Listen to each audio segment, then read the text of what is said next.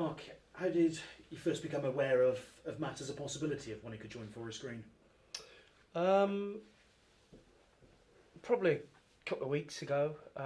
He came to train with us. His brother asked if towards the end of the season if he could come and if Matt could come and train with us, and he came in for sort of 2 or 3 weeks, and it was a real positive influence on the players with his experience, and trained really well. And I had a couple of conversations with him and spoke to him a couple of weeks ago, and we started talking about, listen, there may be a possibility of us doing something and trying to get a little bit of experience on the pitch and in and around a young group as well, which is something that we didn't really have last year.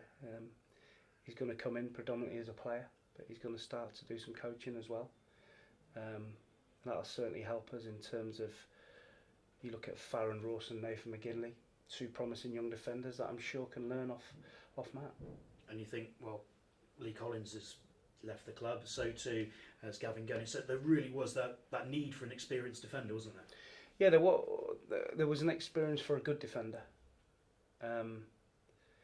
We've signed experienced defenders in the past that have not helped.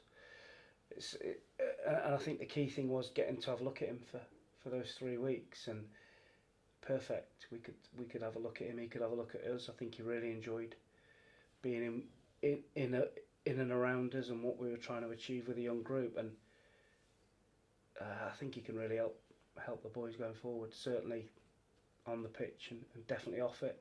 And like I say, a player coach's role as well. And someone who's played 300 odd games in Championship level. I suppose that experience, that knowledge, that know-how, that quality is just going to be invaluable. Yeah, of course it is, and he has an affinity to the area in terms of being from Swindon as well, and his brother being here, and I think it was a big pull for him to play with his brother, on the same pitch. But that's a really good sign for us. He could have gone elsewhere for double the money, but I think he wants to start off on his coaching journey, but predominantly he's going to play. Moneybags Forest Green getting another bargain. Yeah, listen, we have to concentrate on sometimes a different way of doing things, and this time it's with using his younger brother to try and get him here. You mentioned the coaching. Obviously, there's a vacancy at the head of the academy at the moment. How's the search progressing for that, and how involved are you with that?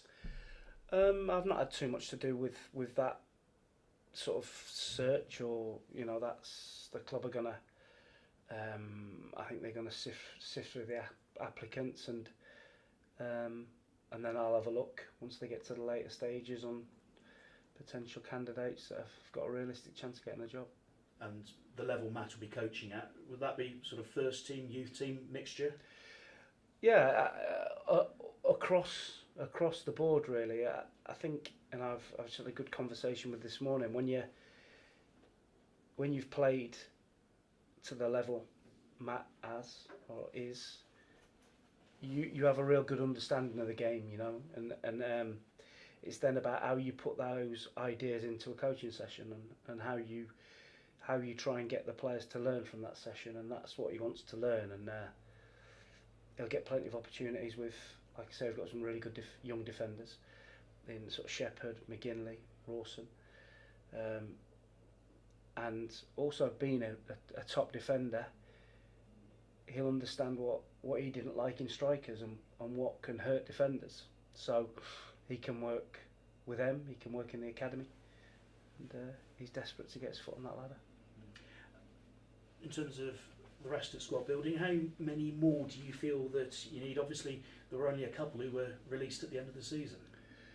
There were, but we didn't have a very big squad at all, so we still probably need 3 or 4, and we're trying to be selective as we were last year. We had a really decent summer in terms of recruitment, and we want to do that again to try and take us that 5 or 6 points more if possible that we need to get in the top 3.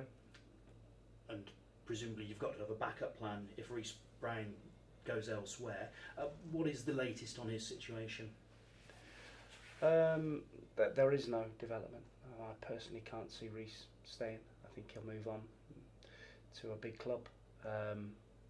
He's earned that, and he knows if he wants to play, this is the best place for him at a lower level. But we can't compete with big League One and Championship clubs, and it'll come down to that opportunity and money.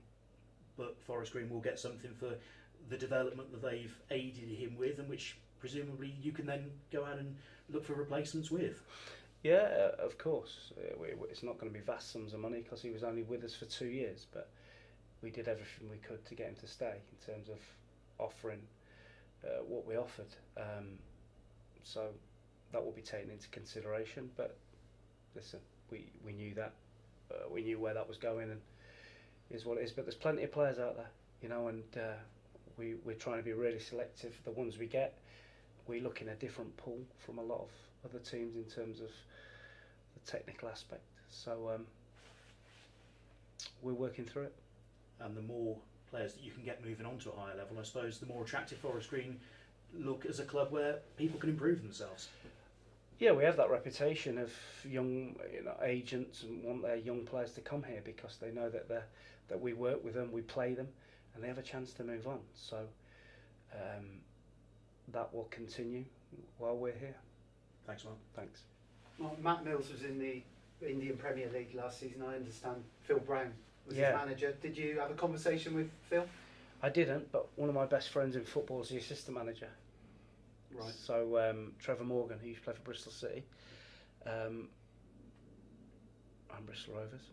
I'm Bolt. So I spoke to Trev in detail, and he just gave me a glowing reference. And obviously, I'd already seen Matt at close hand for 3 weeks. So all that information allied together got us to the right decision. If there was a deal to be done, we wanted to do it, and Matt's been really sensible in terms of he realises he wants to get onto the coaching side of things, and he could have gone and earned a lot more money. Do you think last season you were missing a Matt Mills type of player? You know, that older, he's 32 now. Is that something that you missed out on last season? Yeah, I think when you look at the other teams, like look at Lincoln, Jason Shackle, and people like that, and Mansfield had sort of Christian Pearce, and the better teams had one at the back that maybe get you out of jail now and again, and that's what we felt we needed going forward this year. Yeah, I mean, you mentioned his age, 32. In football now, it's no age, is it? No, it's nothing. He's a fit lad. He's kept himself fit. He's played a lot of games.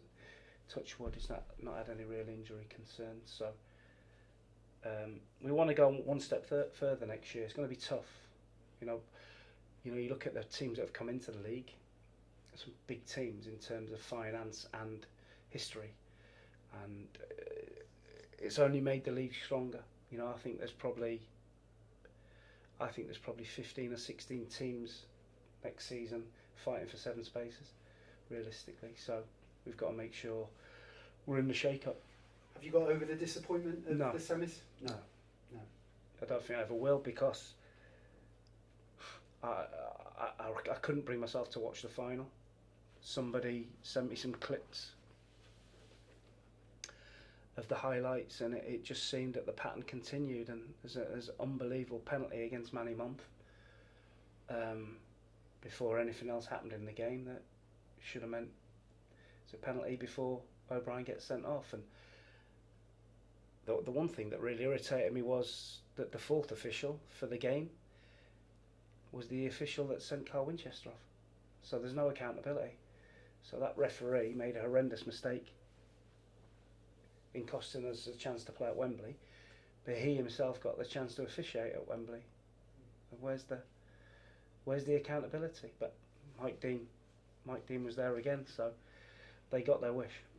Looking back though, do you feel your team overachieved in the end after the season you had prior to that?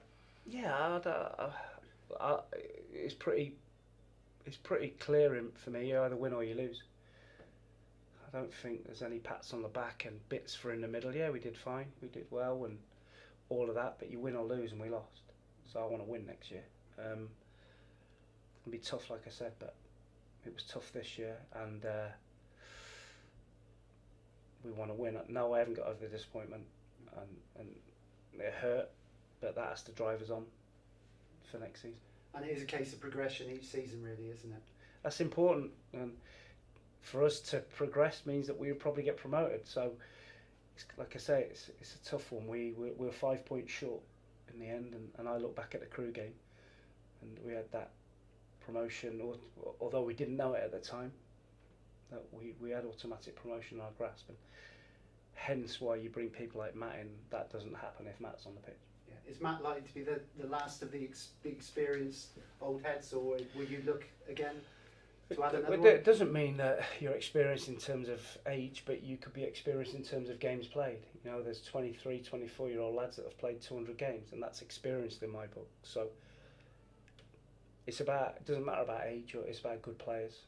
If we prefer the younger players because we try and develop, and that's our project and what we're trying to do. But if you can have success aligned with that, then. Do you expect to get all your incomings done before your training camp? Hopefully, that's the aim, but it's really tough because everybody's working in a small pool of players. We're a little bit different in the pool we work in, so we have more of an opportunity, but the better players can hold out and demand more money or longer contracts, and we understand that, but we're trying to work really hard to make sure that the ones we bring in add to our already really good squad of players. And I guess now Forest Green are starting to get a name for themselves, because before it's been hard to attract players with location, etc.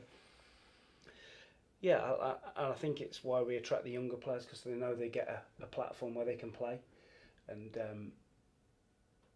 move on to bigger and better things. And as long as we get remunerated and we have success along the way, we're not bothered. But then you can get to a level where you can keep your better players. Just one more from me. How many players are you targeting to sign? You trying 6, 7, 10? There's no set number, Ash, to be honest. We still might lose 1 or 2, you know, and there's interest in some of our players, the younger players. So we have to wait to see if that does transpire. Then we have to recruit more, but it won't be. You know, I'm looking at 4, 5 to start with, and then see how we go. Okay, cheers, Mark. Thanks. Thank you.